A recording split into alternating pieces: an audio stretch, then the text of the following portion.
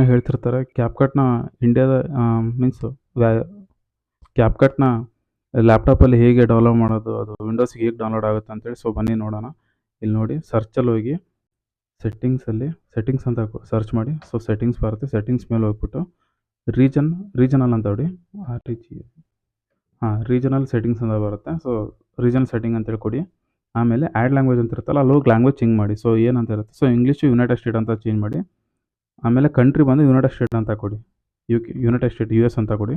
So ಇದೆರಡು change ಮಾಡಿದ್ಮೇಲೆ so direct ಇಲ್ಲಿ ಹೋಗ್ತೀರಾ. ಸೊ ಮೈಕ್ರೋಸಾಫ್ಟ್ ಸ್ಟೋರಿಗೆ ಹೋಗಿ.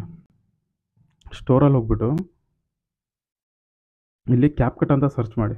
ಸೊ ನೋಡಿ ಕ್ಯಾಪ್ಕಟ್ ಆಮೇಲೆ ನಿಮಗೆ ತೋರಿಸುತ್ತೆ. ಸೊ ನೀವು ಇಂಡಿಯಾ ಅಂತ ಟೈಪ್ ಮಾಡಿದಾಗ ತೋರಿಸೋಲ್ಲ ನಿಮಗೆ. ಸೊ ನಾನು ಆಲ್ರೆಡಿ ಡೌನ್ಲೋಡ್ ಮಾಡಿದ್ದೀನಿ ಕ್ಯಾಪ್ಕಟ್ಟು.